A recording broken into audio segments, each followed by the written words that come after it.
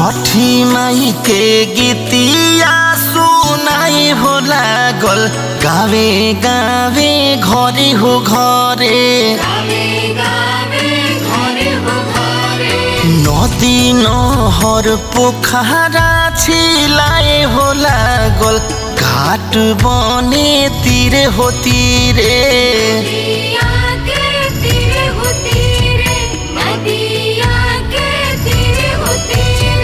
छठी माई के गीतिया सुनाई हो लागल गावे गावे घरे हो घरे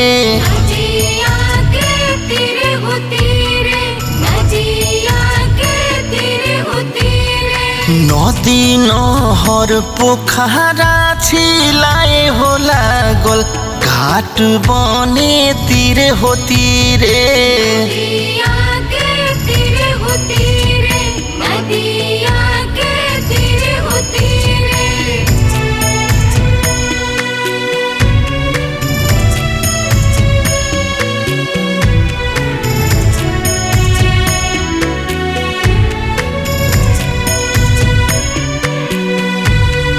पावन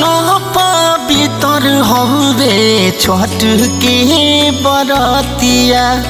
स्वर्ग से सुंदर साजे गंगा जी के घाटिया पावन पवित्र हवे छठ के बरतिया स्वर्ग से सुंदर साजे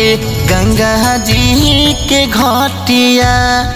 पियरी पहिनी सेवा का घाटे जाले बहंगी लेके धीरे हो धीरे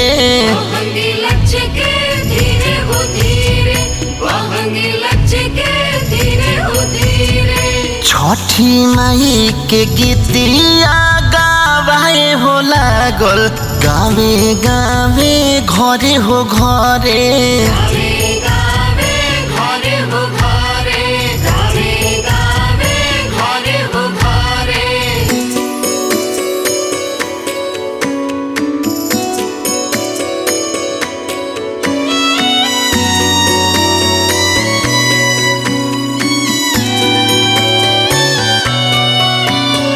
जे भी छठी माई के करेला पूजैया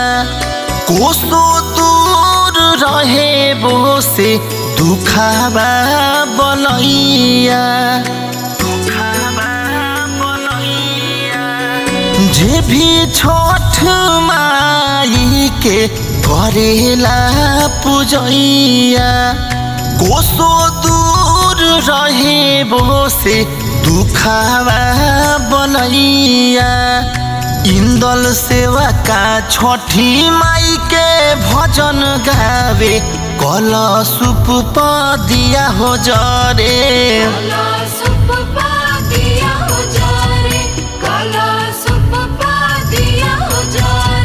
छठी माई के घाट जगमा गाए हो लागल गंगा जी के तीरे हो तीरे।